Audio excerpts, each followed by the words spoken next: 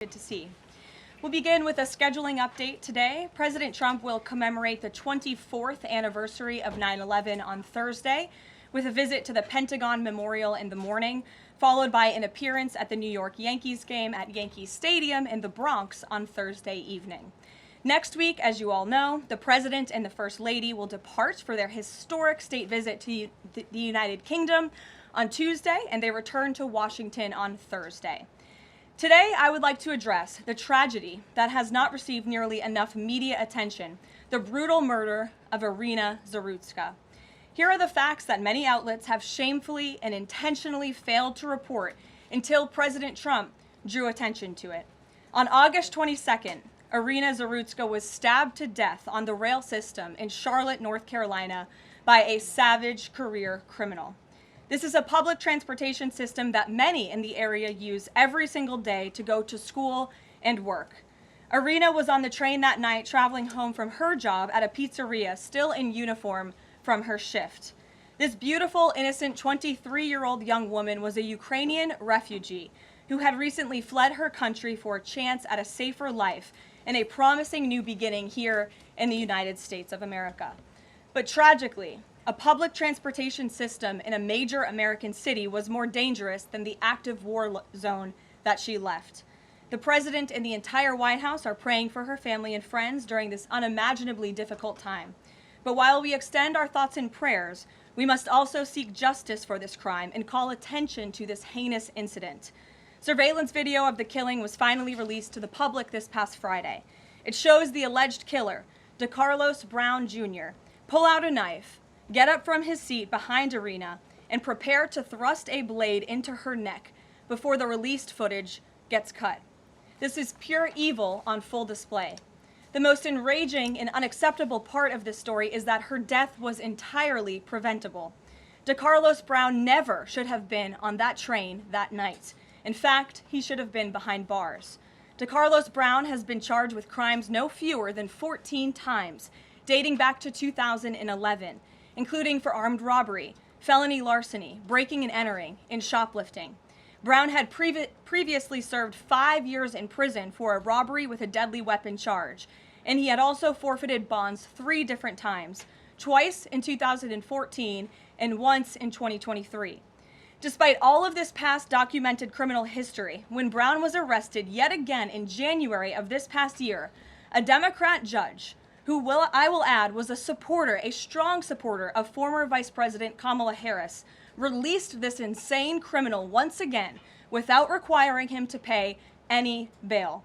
He simply had to sign a written promise to return for his court hearing. Think about how crazy it is to ask a career criminal, someone who by definition repeatedly breaks the law, to just sign a written promise and come back again another day. This is madness. This monster should have been locked up, and Irina should still be alive. But Democrat politicians, liberal judges, and weak prosecutors would rather virtue signal than lock up criminals and protect their communities.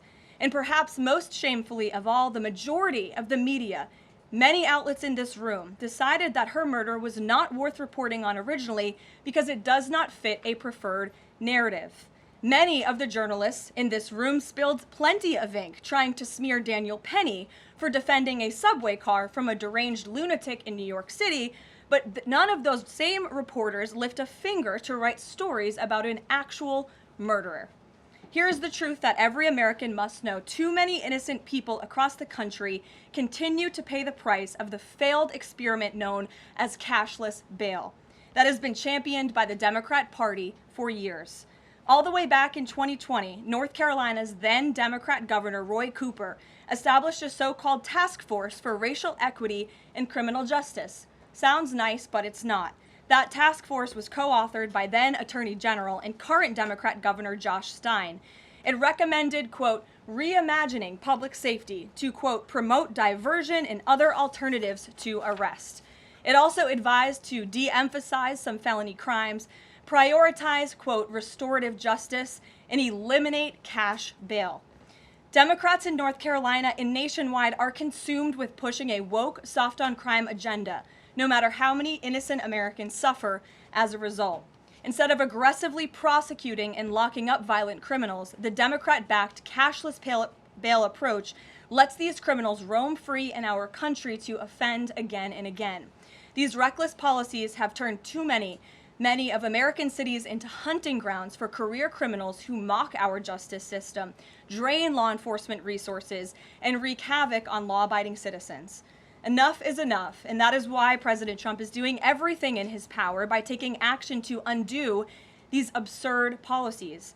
The president recently signed a powerful executive order directing the AG to submit a list of states and local jurisdictions with cashless bail policies so that the Trump administration may identify federal funds that are being provided to these states and can potentially be suspended or terminated. President Trump firmly believes that to maintain order in public safety, we must incarcerate individuals whose pending criminal charges or criminal history demonstrate a clear ongoing risk to civil society. This is a common sense and sensible approach that the vast majority of Americans agree with, and it's time for the Democrat Party to get on board with what is right. When these criminals are caught, they must be prosecuted to the fullest extent of the law and be sent to prison, where they can no longer terrorize our streets. This is the mandate the American people delivered to President Trump, and it's a mandate he intends to fulfill. Staying on the topic of public safety, new preliminary data released today by Customs and Border Protection in August shows that President Trump has delivered the most secure border in American history. For the fourth straight month, 0 illegal aliens were released into the United States by CBP. Nationwide encounters are down 93%, below the peak of the Biden administration. Border Patrol apprehensions on the southwest border in the entire month of August were less than what was apprehended in 4 days in August 2024 under the Biden administration. President Trump has ended disastrous Biden illegal alien invasion, and he sealed our border in record time, keeping this central promise he made to the American public. With that, I will take your questions. Here in our new media seat today, we have Michael Schellenberger, who is the founder of Public News with nearly 2 million readers and subscribers. Michael, thank you for being here today. Thank you. And why don't you kick us off? Sure. Thank you for making space for new media. Nice to meet all of you. It's great to be here. I want to see if you could give some insight into whether the president is considering additional measures against Europe and Brazil, not just for censorship, but also for preventing political candidates from actually competing in elections. We've now seen in Romania, France, and now Germany with Joachim Paul, efforts to basically just prevent candidates from being able to compete in elections. The president has shown some concern around President Bolsonaro, who's being prevented from running. All of this is coming in the context of increased censorship of online platforms, of American platforms, and efforts to censor Americans. I'm personally being investigated under criminal investigation with my Brazilian colleagues for publishing the Twitter Files Brazil. We're very grateful that the president has imposed Magnitsky sanctions on the judge. Is the president considering additional actions, given that it appears that they're going to end up with a conviction against President Bolsonaro, preventing him from running? Is he considering doing anything about this crackdown in Europe? I mean, it's shocking to see Joachim Paul, this mayoral candidate in Germany, the criminal indictment against him cites him, quote, saying that he loves the Lord of the Rings as reason why he's an extremist and shouldn't be able to run. So I just wonder if you could speak to that. And again, I'm grateful to be here. Nice to meet you all, and I'm grateful for what the Trump administration has done to push for free speech abroad. Well, thanks for being here, Michael. We appreciate it. Freedom of speech is arguably the most important issue of our time. It is enshrined in our Constitution, and the president believes in it strongly. He himself faced censorship in his road back to this beautiful Oval Office here in Washington, D.C., so he takes this very seriously, as does, I know, the Vice President of the United States and the entire Trump administration, which is why we have taken significant action with regards to Brazil in the form of both sanctions and also leveraging the use of tariffs to ensure that countries around the world are not punishing their citizens in this way. And at the same time, the president is, while he's leveraging the United States to safeguard our interests abroad, he's also making sure that freedom of speech remains here in the United States of America. So I don't have any additional actions to preview for you today, but I can tell you this is a priority for the administration, and the president is unafraid to use the economic might, the military might of the United States of America to protect free speech around the world. Quick follow-up to that? Sure. Quick follow-up, which is just, there was a Reuters story saying that the Trump administration was looking at this Europe-U.S. trade deal as one of the sticking points, this issue of the censorship not just of U.S. platforms, of Americans. Do you have any updates on how those trade talks are going? And I also wonder if the president is concerned about NATO membership. NATO membership requires that you be a democracy and you have free speech. Is it possible that some of these actions that we've seen in Romania, France, and Germany would disqualify those countries from being in NATO after this? I have not heard the president discuss NATO membership in regards to this issue in particular, but I have heard him discuss the issue of free speech and the importance of free speech with foreign leaders around the world, including the Prime Minister of the United Kingdom. When we were in Scotland, the president brought this up and how important it is for the Prime Minister to protect free speech in the UK and in various conversations with other world leaders. So he brings it up, and I think the entire world knows that this is a priority for the President of the United States. Gabe. Thank you, Caroline. Regarding the Israeli strike in Doha, how much time or how much of a heads up did the U.S. get, and does the president support the strike? Sure. Well, I have a statement to read for all of you with respect to the Israeli strike in Doha, and here it is. This morning, the Trump administration was notified by the United States military that as Israel was attacking Hamas, which very unfortunately was located in a section of Doha, the capital of Qatar. Unilaterally bombing inside Qatar, a sovereign nation and close ally of the United States that is working very hard and bravely taking risks with us to broker peace, does not advance Israel or America's goals. However, eliminating Hamas, who have profited off the misery of those living in Gaza, is a worthy goal. President Trump immediately directed Special Envoy Witkoff to inform the Qataris of the impending attack, which he did. The president views Qatar as a strong ally and friend of the United States and feels very badly about the location of this attack. President Trump wants all of the hostages in Gaza and the bodies of the dead released, and this war to end now. President Trump also spoke to Prime Minister Netanyahu after the attack. The Prime Minister told President Trump that he wants to make peace, and quickly. President Trump believes this unfortunate incident could serve as an opportunity for peace. The president also spoke to the Emir and Prime Minister of Qatar and thanked them for their support and friendship to our country.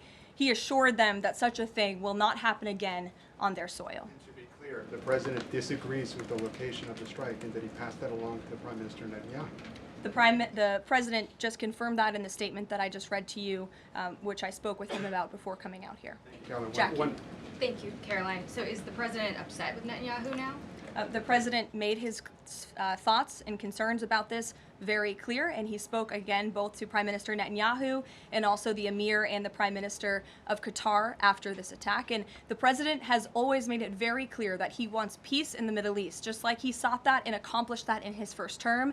He expects all of our allies and friends in the region, that includes both Qatar and Israel, to seek peace as well. And he wants to see that happen, and he's working with all of our allies in the region to get that done. Are there any consequences, so to speak, for Netanyahu doing this, as it sounds, against the president's wishes, or at least his belief that it was appropriate? Is there going to be any directive from the president to Netanyahu in terms of what's allowed in the future? And also, is there any concern this could jeopardize the Abraham Accords? Look, that's a decision only the president can make. With respect to your first question, to answer your second question, as you heard from the president, he said he believes that this can serve as an opportunity for peace, and he's still actively and aggressively pursuing it with all of our allies and partners in the region. Jennifer? Just to follow up on that, Caroline, are you able to say how often the president spoke to the Prime Minister of Israel before this? Because that's one question. And then what did he mean on Sunday when he posted, "I've given my last warning to Hamas," etc.? He wasn't talking about this strike on Doha? No, he was not. As I told you, the Trump administration was notified by the United States military that Israel was attacking Hamas, and the president spoke to the Prime Minister after the attack, as well as, again, the Emir and the Prime Minister of Qatar. And I know Secretary Rubio and Special Envoy Witkoff were present for that call with the Qataris as well. Reagan. Thanks, Caroline. I have two questions for you on crime crackdown. Sure. Democrats have tried to argue that red states have higher crime rates while overlooking problems of high crime in blue cities. I'm wondering if the president would consider working with red state governors to fix high crime in blue cities like in Memphis, Tennessee. So first of all, I want to get to the premise of your question, Reagan, which is being pushed by Democrats, that there is crime in red states. Of course, there is crime in all states, but the crime in these cities is all in cities that are run by Democrats. If you look at the list of the top 20 high crime cities in the United States, every single one, with the exception of one in Louisiana, is run by a Democrat. And these Democrats have supported the same policies that I spoke about at the beginning of this briefing, like cashless bail. If you look at a red state, Mississippi, but a Democrat-run city in that state, Jackson, in 2019, Jackson, Mississippi eliminated cash bail for virtually all misdemeanor cases. And while Jackson is not formally a sanctuary city, the state of Mississippi formally banned sanctuary cities, and this city has acted as a de facto sanctuary city for criminals and illegal aliens since 2017. Same thing, Birmingham, Alabama, a Democrat-run city in a red state. In 2017, the Birmingham City Council unanimously passed a resolution, quote, committing to establish sanctuary policies. So if you actually look at the facts from these Democrat-run cities, these are cities that are run by Democrats and by by members of the Democrat Party. These are blue cities, and they have all supported these disastrous policies which allow repeated career criminals back onto the streets to further commit acts of violence. And so to answer your question, yes, the president wants to work with anyone across this country who wants to end these horrible policies and to bring law and order to our streets. And I think that is proven by his tremendous cooperation with the mayor of Washington, D.C. and our nation's capital. And just look at the results of that. And I do have some updates for you on the D.C. crime crackdown if anyone is interested. There have been a total of 2,177 arrests made since the start of the operation on August 7th. Just last night, there were 57 arrests made in Washington, D.C. Of the 57 arrests, there were 14 illegal aliens who were arrested, many of whom had prior criminal histories. And other arrests just last night in our nation's capital, so you all can be very grateful for this. Our great men and women of law enforcement, both federal and local, working together as they should, made an arrest on a warrant for assault with the intent to kill. The subject shot 2 adult males after an altercation. They made an arrest on a warrant for an armed carjacking. The subject assaulted an adult male in the face with a firearm and then took his keys. We also made an arrest on a warrant for simple assault and the destruction of property and subsequently charged with second-degree theft. Last night in D.C., there was an arrest for possession of a controlled substance with second-degree theft. There was an arrest for possession of a controlled substance with the intent to distribute that subject. The person is also a subject of interest in a homicide and a carjacking.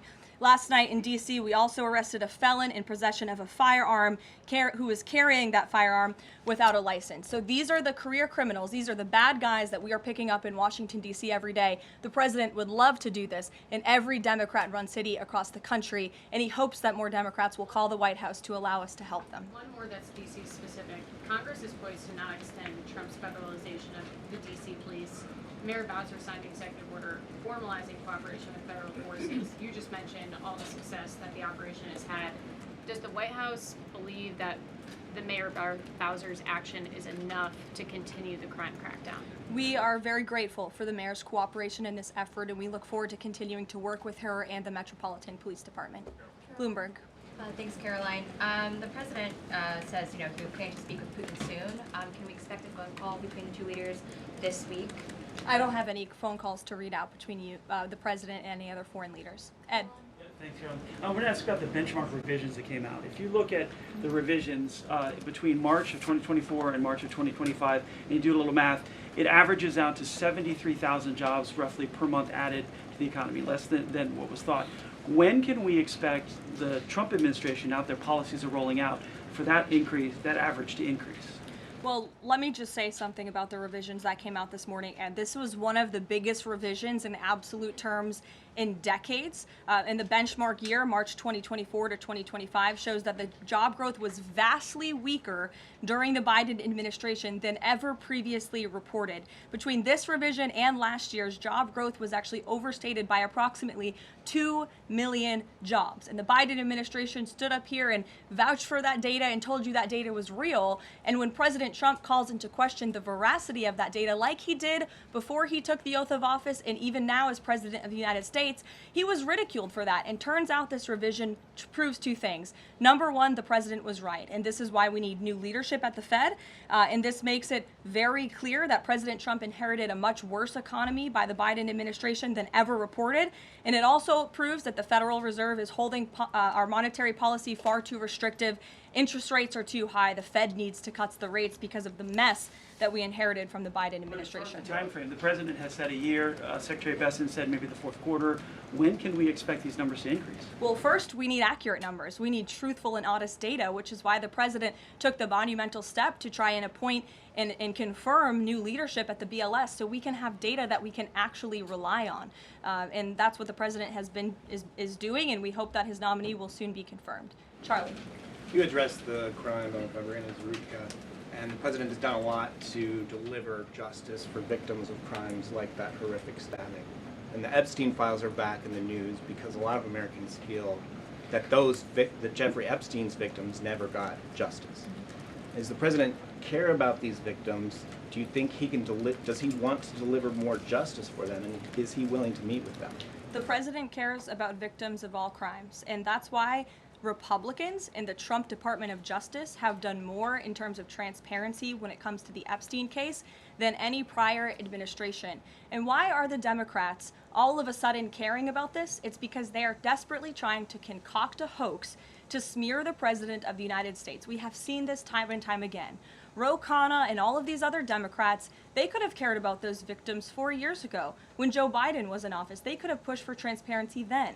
Unfortunately, the Democrats are using victims as political pawns to try to smear and to push a hoax against the President of the United States. And I will get you numbers on the amount of child predators that this administration and this FBI and this Department of Justice have locked up under President Trump's leadership. We have done more than any president to protect victims of crime, especially disgusting, heinous sexual crimes, and that includes the deportation of illegal aliens who are perpetrating these crimes against innocent victims in our country right now today, and that remains a top priority for this administration. Does the president, will he meet with the victims? On the Doha strikes, did the president speak with Netanyahu before they were carried out? Did he urge him to not go through with it, or did they only speak afterwards? Again, I read you a statement. The Trump administration was notified by the United States military that Israel was attacking Hamas. The president directed his special envoy Witkoff to immediately call the Qataris, and after the attack, he spoke to Prime Minister Netanyahu. One more. Behind you. Thank you. Go ahead.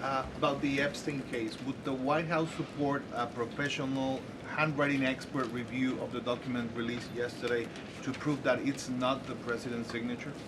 Sure, we would support that. And in fact, I have already seen many forensic analysts of signatures coming out. I believe it was the Daily Signal that published a piece with 3 separate signature analysts who said that this absolutely was not the president's authentic signature. And we have maintained that position all along. The president did not write this letter. He did not sign this letter. And that's why the president's external legal team is aggressively pursuing litigation against the Wall Street Journal, and they will continue to.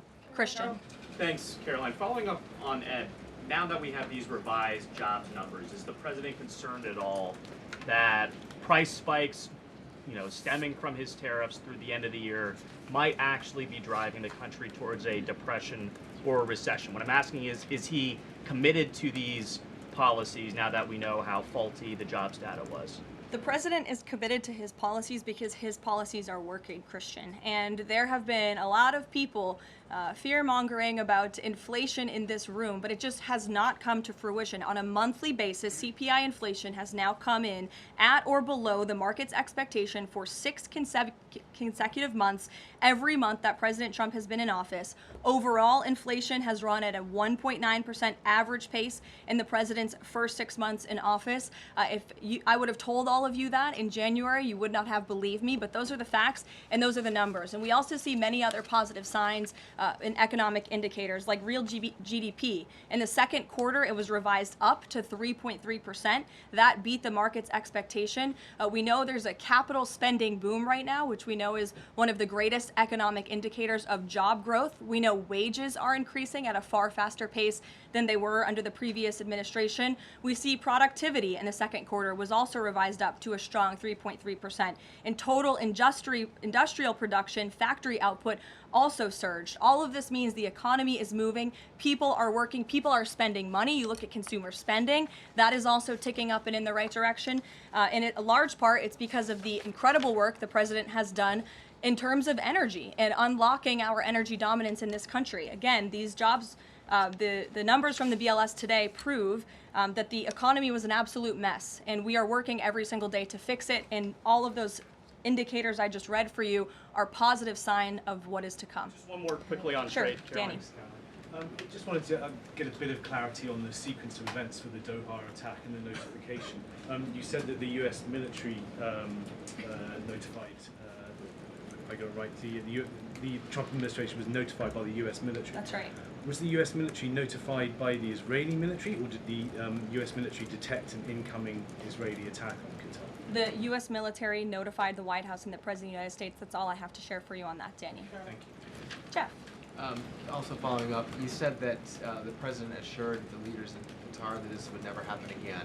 Did he say that to the Prime Minister of Israel, and did Prime Minister Netanyahu agree to that? The president told that to the emir and the prime minister of Qatar, and the president also overstressed the importance of peace in the region in his conversation with Prime Minister Netanyahu as well. And Prime Minister Netanyahu told President Trump he wants peace and he wants it quickly. That's what the president expects to happen. The president is very clear in the statement that he just had me read, and you will all see it out on True Social very shortly, I am sure. The whole world will see it. He wants all of the hostages released out of Gaza, and he wants this war to end. Those are two clear directives that the president is making very clear for the entire world to understand. Mary. But Qatar obviously has been helping to negotiate these ceasefire talks. Does the president think that Israel is undermining negotiations by striking Qatar? Is he concerned that Qatar's no longer going to want to play that intermediary role? I think the president addressed that in the statement. I can read the whole thing for you again. I think it's very thorough because the president wanted to address all of your questions. We wrote, unilaterally bombing inside Qatar, a sovereign nation and close ally of the United States that is working very hard and bravely taking risks with us to broker peace, does not advance Israel or America's goals. However, eliminating Hamas, who have profited off the misery of those living in Gaza, is a worthy goal. So he answered that question and to be himself. clear, you can't say that Israel informed the U.S. What I can tell you is the United States military informed the Trump administration. Thank you. A quick follow on that. Can you tell us when the U.S. military was notified, given that the largest U.S. military base is in Doha? And then I have a question on D.C. crime. This morning, just before the attack, as I said earlier as well. Okay, thank you. And yesterday, the president spoke about D.C. crime and talked about how there was virtually none. And then he expressed frustration about things that take place in the home they call crime. He said, you know, they'll do anything they can to find something. If a man has a little fight with the wife, they say this is crime. See, now I can't claim 100%. Exactly what crimes was the president referring to? He wasn't referring to crimes. That's exactly the point he was making, Ouija. What the president is saying is that these crimes will be made up and reported as a crime to undermine the great work that the federal task force is doing to reduce crime in Washington, D.C. And I think the president has every reason to believe that, given the efforts of many reporters in this room who actively seek to undermine the president and what he's doing in our nation's capital. We all know that deep inside you all agree with this because you all live here, and I'm sure you are very grateful for the administration's efforts to make the city, which we all reside in, much safer for ourselves and our families. Michael. Thank you, Caroline. Florida Congressman Randy Fine is calling for judges to face consequences if the violent repeat offenders they release go on to commit new crimes. Is that something the president supports? It's not something I've heard the president discuss. You can ask him yourself next time you have the opportunity to. How's that? Caroline, one more question. On Thursday, President Trump will head to the Pentagon and also to New York City in honor of the 24th anniversary of 9/11. Has the president expressed any interest on creating or having congressmen create a new 9/11 commission to answer some of the ongoing questions many Americans have about that day?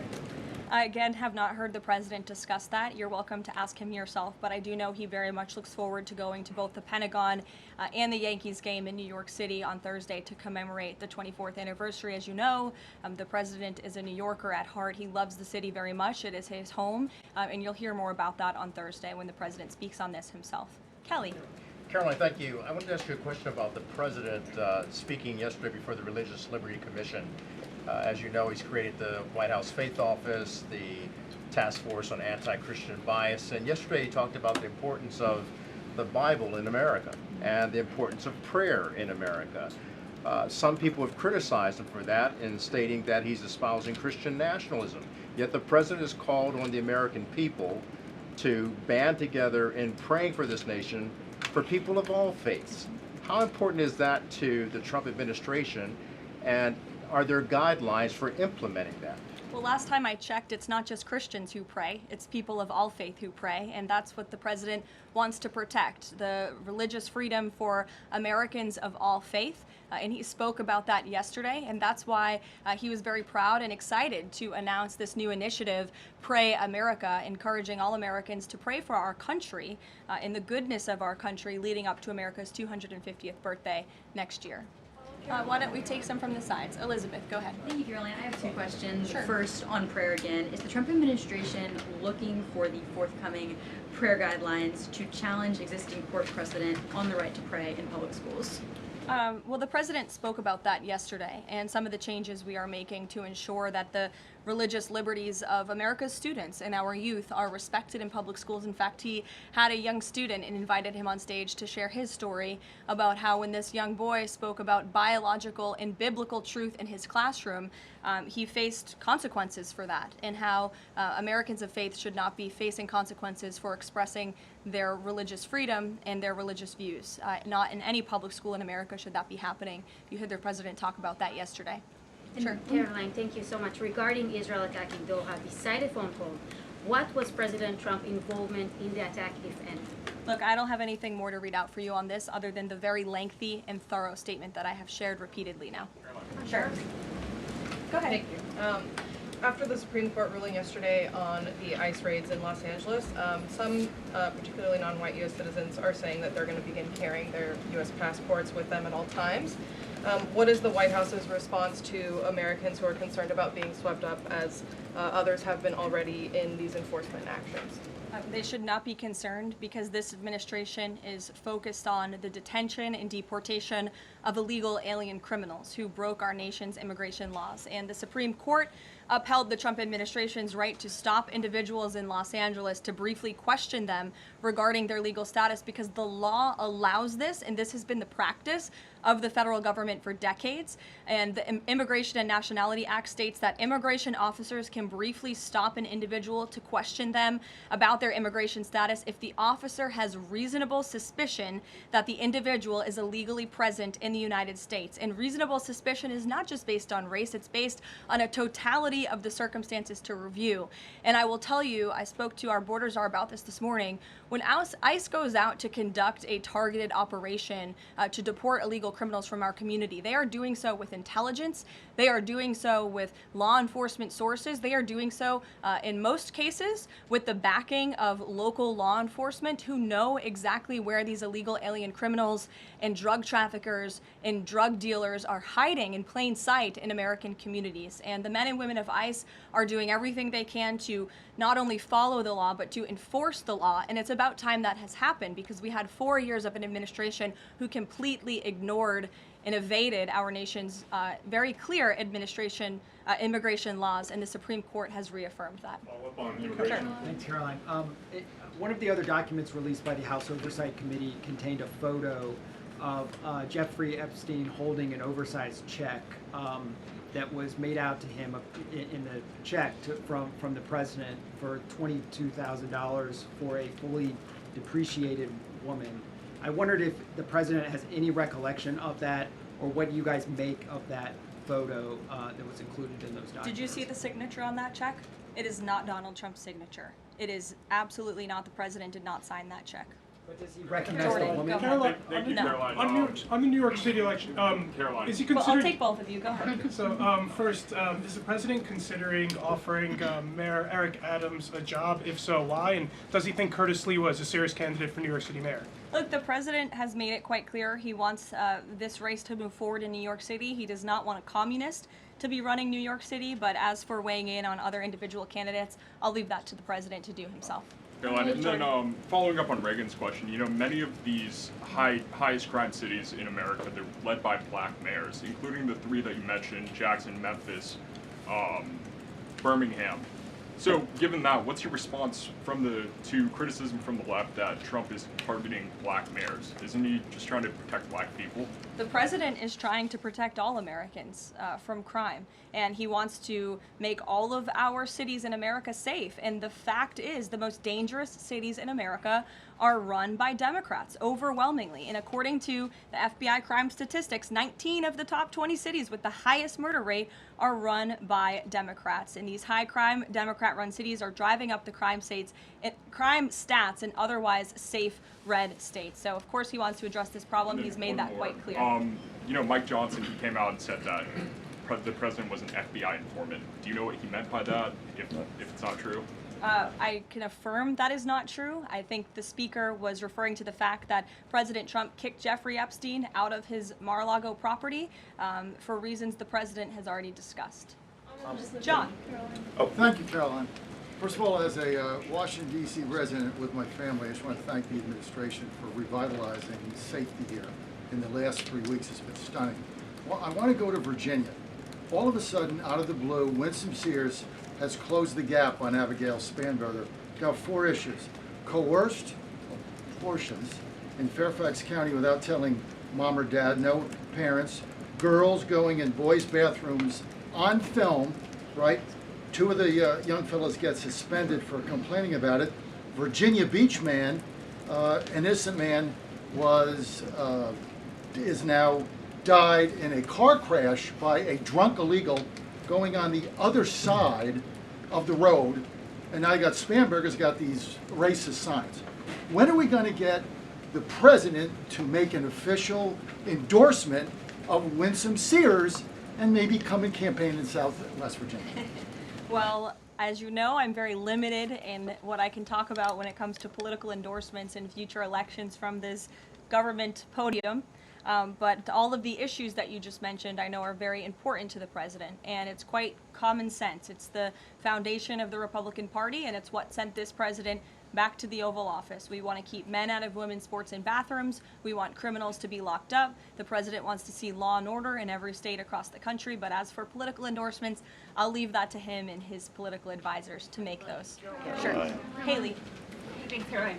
I have 2 questions for you, if it's okay. One on Doha and one on immigration and crime. Sure. On Doha, ahead of the strike we saw today, did the administration at any point try to dissuade the Israelis from the potential for an action like we saw today? Again, I have answered questions repeatedly on this. I have a very lengthy statement which we will release after this briefing for all of you to read and to report on once again. Okay, and then on a case in Maryland, the killing of Dakara Thompson, there are reports that the suspect arrested for her murder was in the country illegally and arrested and released for driving under the influence both in 2022 and in April of this year by U.S. Park Police. Is the administration looking into what process allowed this to take place? Yes, we absolutely are. As soon as we saw this case, we ensured that the Department of Homeland Security and the Department of Justice were on it, and I can assure you that they are. This is another heinous act of violence against someone who should have never been in our country illegally in the first place, and that's exactly why the deportation of illegal criminals from our country is a top priority for this administration, and it's something that is happening every single day. And I would encourage all of you to continue to report on the very violent illegal alien criminals that we are deporting daily from American communities across the country. We will never understand how many lives have been saved by these efforts, or how many lives would have been lost if not for this president and the administration's policy to deport illegal criminal aliens. Emily. Thanks, Caroline. Follow up on Charlie's question. Would the president meet with the Jeffrey Epstein victims? I don't have any meetings for you to read out on that. On Go ahead. Thanks, Caroline. Is the Trump administration considering a ban on transgender Americans owning guns? Is that something the president would support, even as we've seen some gun groups oppose the idea of it? I saw reporting on this. I understand there were very preliminary, low-level discussions about this at the Department of Justice, and then sometimes those discussions are reported as fact. I'm not tracking any potential actions on this front, and I'll let the president weigh in on that. It's a policy decision, and it's far too early or would be premature, inappropriate for me to weigh in on it at this point in time. Behind you. Go ahead. After the immigration raid at the plant in Georgia on Friday, the president said over the weekend that he's open to some kind of changes in perhaps rules or visa rules or law that would prevent something like that happening in the future for skilled workers to train American workers. That's right. Can you confirm that and that the administration supports those changes, and what exactly would that look like? Well, the president said it himself in a statement that he put out on Sunday night, where he is very grateful for foreign companies from around the world and the investments that they are making right here in the United States of America. And he understands that these companies want to bring their highly skilled and trained workers with them, especially when they're creating very niche products like chips, or in this case in Georgia, like batteries. But the president also expects these foreign companies to hire American workers, and for these foreign workers and American workers to work together to train and to teach one another. And so he expects these foreign companies to hire American labor. We want Americans to have these jobs. Americans need these jobs, but he also understands the need for these companies to bring over their workers who already have these skills. So I think it's a very what those changes might be? I think it's a very nuanced and responsible and sensible approach for the president to take. And I know that the Department of Homeland Security and the Department of Commerce are working on this matter together. I would defer you to them for any further action on this front. Caroline, thank you. I want to follow up on something you said. You said the Epstein documents are a hoax that Democrats are perpetrating against the president. You've said he didn't sign that check, that he didn't sign the birthday card that he allegedly signed. So what is the theory, since these documents came from the Epstein estate? Who is I guess in your view, faking these documents? I did not say the documents are a hoax. I said the entire narrative surrounding Jeffrey Epstein right now that is absorbing many of the liberal cable channels on television is a hoax that is being perpetuated by opportunistic Democrats like Ro Khanna and the others whom you saw on that press conference outside of Capitol Hill, who are trying to push this hoax against the President of the United States. What exactly is the hoax? I'm just trying to understand what's fake. What's fake is not the documents. The hoax is the Democrats pretending to care about victims of crime when they do not care about victims of crime, when they have done nothing to solve crimes, when they have done nothing to lock up child pedophiles and child rapists across the country, and when they are now using victims as political props to try and, again, smear the President of the United States and drag on this bad story about him. It is a distraction. The Democrats view this story as nothing more than an attempt to distract from the accomplishments and the achievements of this administration. And that is what we mean when we call it a hoax. If he didn't sign these, if you said he didn't sign the birthday card, he didn't do this, he also didn't do the check, those were in documents from the estate. So what is the working theory as to why he's in them? The president has one of the most famous signatures in the world, and he has for many, many years. You know that, Maggie, you've covered him for a long time, long before he assumed this office when he was a businessman in New York. The president did not write that letter. He did not sign those documents. He maintains that position, and that position will be argued in court by his lawyers. The president is very confident he is going to win this case. Caroline, thank you. Is the president planning to meet with Eric Adams in New York, maybe at the Yankees game? And has he personally talked to him about the race? I am not tracking any meeting with Mayor Adams at this time, but if that happens, I'm sure the New York Post will be one of the first people to know about it. I'll take a couple more questions. Why don't we go to the back? Tom Dempsey with News Nation. Regarding the growing U.S. military News presence... Nation, all the way in the back. Regarding the U.S. military, the growing U.S. military presence in the Caribbean, when asked directly about possible future military action, President Trump responded, "You're going to find out." What can the U.S. public expect of that situation moving forward, and what sort of ongoing threat does Trendeo Agra? I think it would be very unwise of me to preview what the president meant from this podium. But I think what the heart of what the president was saying, I know what the heart of what the president was saying in this administration believes, is that the regime in Venezuela is illegitimate. And it is unacceptable to this president and this administration to traffic illegal, deadly drugs into the United States of America. And that's why the president and the administration took very strong action against a boat and 11 narco-terrorists in international waters, as you all saw. I think that sends a very strong message to drug traffickers around the world. The president will not tolerate it, and the amount of drugs on that boat represents the lives of thousands of Americans that could have been killed by that deadly poison, and we're not going to allow that deadly poison to come into our country. The president will be signing a proclamation in the Oval Office later this afternoon, and we will see you all later. Thank you. Thank you.